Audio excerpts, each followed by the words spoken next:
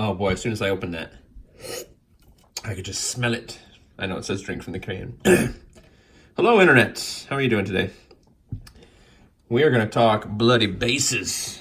Bleeding bloody bases today. So I wanted to do a little tutorial on this. And yeah, I wanted to show you how we do it because I've had a few questions on it. And yeah, I just thought it'd be nice to kind of show it off. So it started with these guys here. It was a bit of an idea I had to make these cool little bleeding skulls, and I know I showed them in one of my previous videos, but if with any luck, maybe you found this just on how to do this base and technique and you didn't see the video when I said this before. So yeah, I'm going to show you how we do that. And I got a little step-by-step action. So the first thing we do, we've got a plain base. I give it a little dark tint around the outside, just to kind of give it a little bit of shading. And then we put all our basing material on. So I literally just have a old soup containers that I fill with different rocks. I forget where I got these, but these were literally just found in like the corner of a parking lot after winter and just put through a sifter to try to get all the really fine dirt stuff out. You can see there's like sticks and stuff in there. But yeah, we just throw that on there, and then I use this muddy ground stuff. And we just scoop it out, slop it on, and then when it dries, it has a bit of a texture to it. I'm not sure if I'm gonna paint this. I may not. But you can kind of shape it, put little puddles and stuff like that in there. Fill those up. So this is the base we're gonna be working from.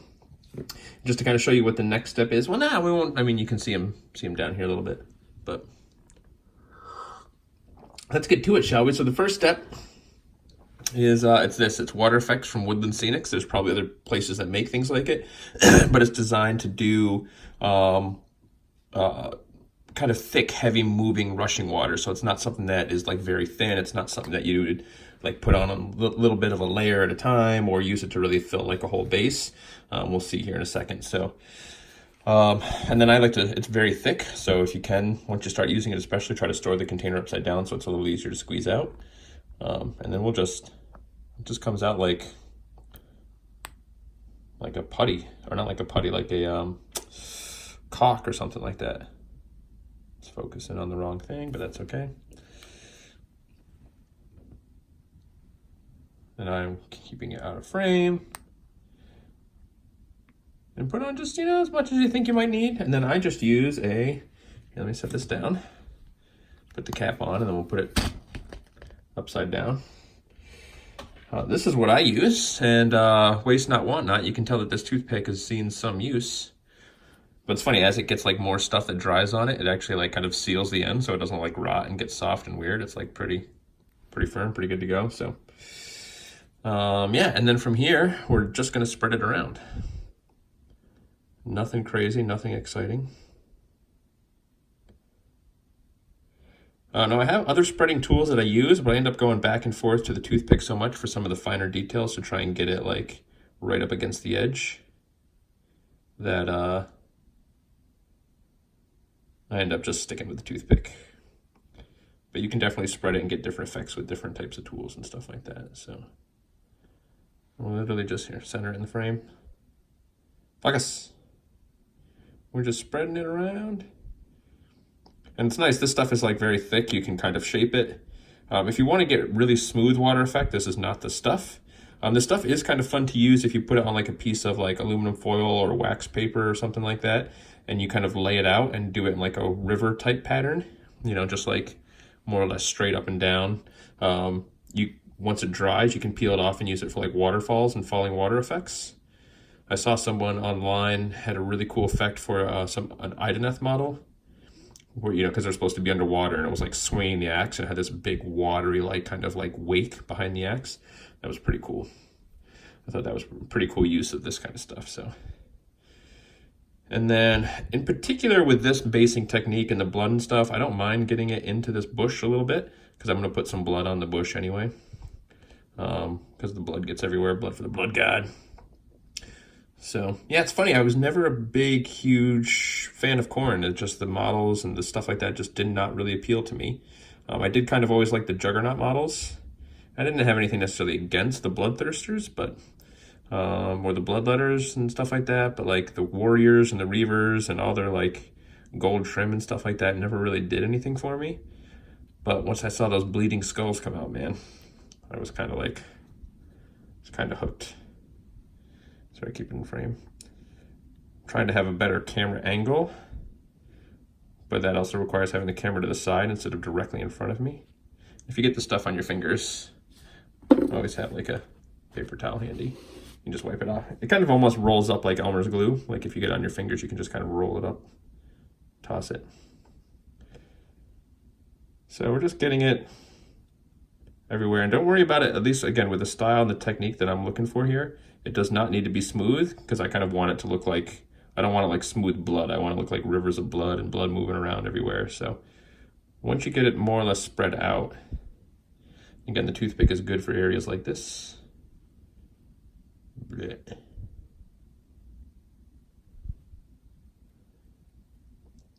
You can kind of get on the sides. And I'm going whoops, sorry, out of frame. I'm going a little quicker with this than I normally would, just for the sake of the video.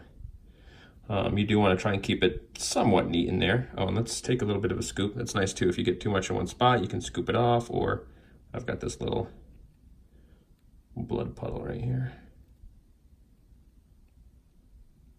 And if the toothpick starts getting a little gunked up as this stuff, it takes a while to dry. Like this is definitely something you want to leave overnight. You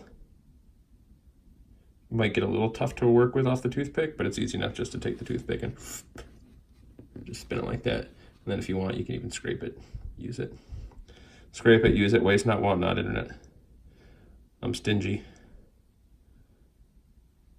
Frame. Just yell at me every time I do that, guys. Promise I'll hear you. Through space and time, time is a flat circle.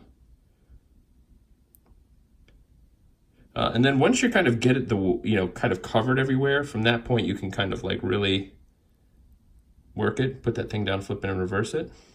So you can kind of make little ways if you wanted to. So I'll show you. Let me set this down real quick.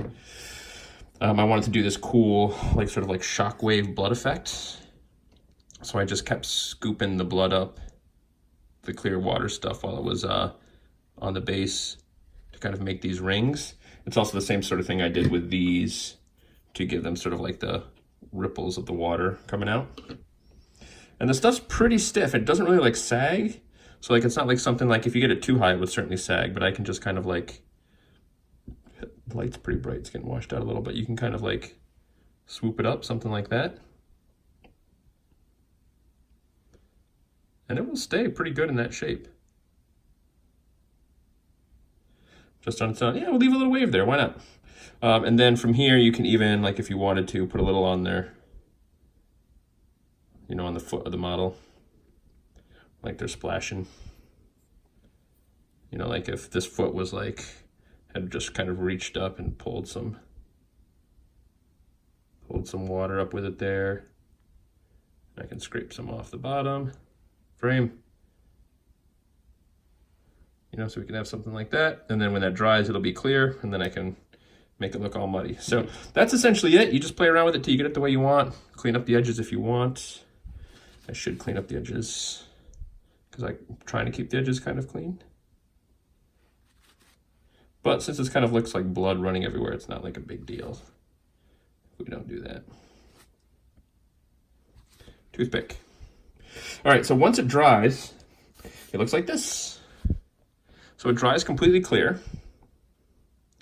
Now when it dries, if you put it on really thick, you'll see little areas in here that are still kind of like white inside because it hasn't fully dried inside, but the outside surface is hard enough for you to like spray it and put the blood effect on it.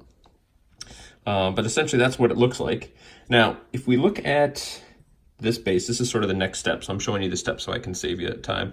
I've airbrushed this with just a white paint, and I went as close to the edge as I could without it getting all over the place. And then I hit it with a wash. I use actually this wash. It's a very dark, almost like ink type wash. It's definitely thicker than, or dry, more opaque than non-oil or something like that. But I really just want to give the blood some depth. Right, so that's just a white airbrush and then that non-oil on there, because that's what's going to give it the depth. So if we look at this model for a second, especially if you like looking here, this one I just did that black wash. and I didn't do the white paint, and you can kind of see through it, and it just doesn't, blood isn't something that you really can see through like water, so I just didn't like that effect quite as much as what we get here, where you really can't see through the blood as much. And it may be kind of hard to tell in the video here because of the way red picks up on the camera, and because it's like a glossy red especially. But in person, you certainly could do one with and one without and see what you like. But essentially that's it there. Another thing just to kind of show off the black, especially on this guy's axe, right? I did kind of like that black wash and streaks and then did the blood over it. Pretty happy with how these guys came out. Quick little show and tell, and then we'll move on. Bleh.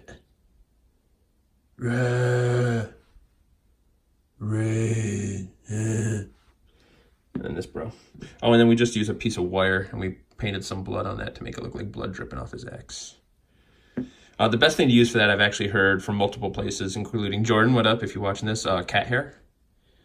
The blood. See, and then we get that black ink real dark on the feet and stuff like that, because that really makes the blood look thick.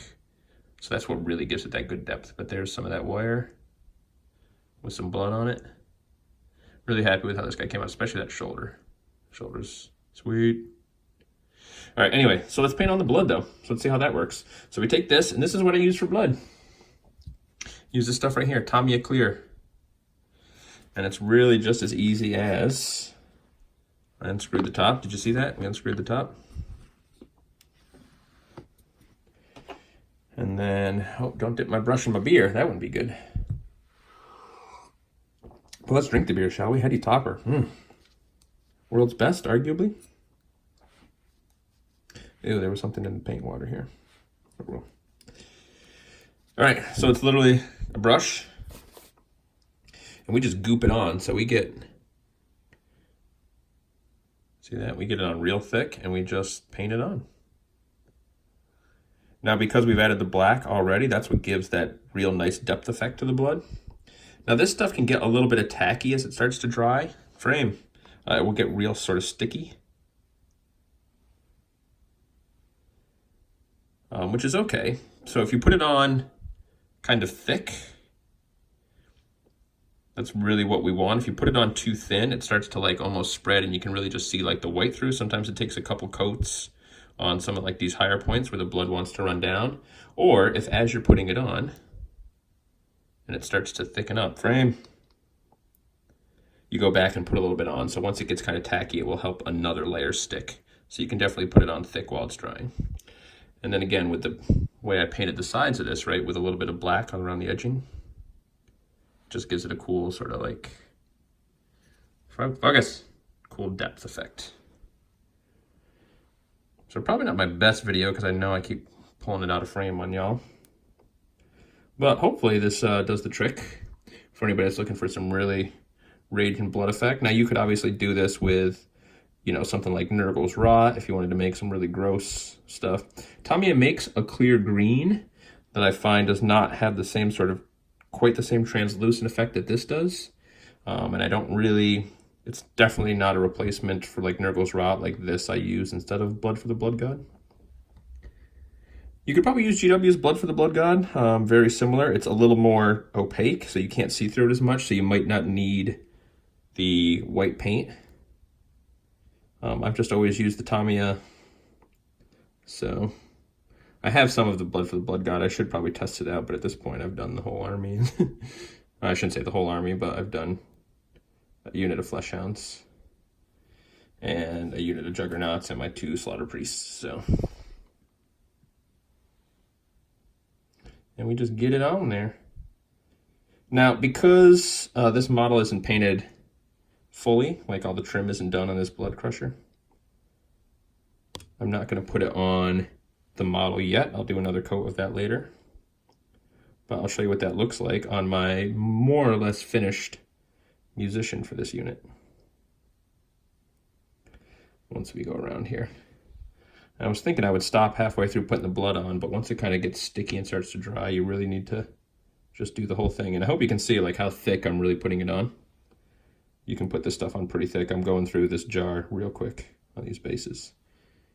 Now, especially around the edge, as it gets kind of tacky, you can do a couple coats or you can try and put it on while it's starting to dry, because you see like how we're kind of losing the gloss right there because it's on just very thin.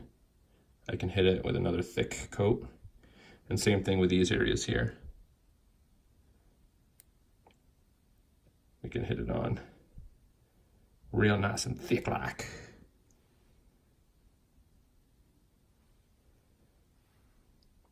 Now I get a little sloppy with it and personally don't care. So when I set this down to dry, because there's going to be blood around the inside, I'll set it on top of a, you know, anything I can set it on to let it dry. And then if you're going to be doing a lot of this, you definitely want to rinse your brush out, because this stuff gets real sticky and nasty in there, and definitely use like an old brush for that. But it is acrylic, so that means water soluble. Soluble. Don't want to knock him over. You see that? See how I nudged him accidentally?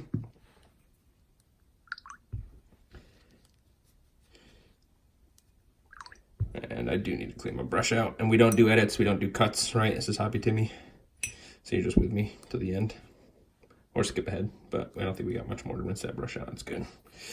So this is sort of the finish effect on like a blood crusher. So same sort of thing, right? We put it on real thick on the feet, because even though those feet are up in the air, they would have been charging through the blood. And that black wash makes all those dark little recesses look extra crispy. Plus we give him, on the ones I'm doing, kind of like a crackling skin type effect. Makes him look red hot and angry. So, sweet, there you have it. Bloody bases, internet. That's really all we got to talk about, right? Put the blood on everything. Bloody blood, little black wash, little bloody blood, and you're good to go. All right, internet, till next time. Kisses.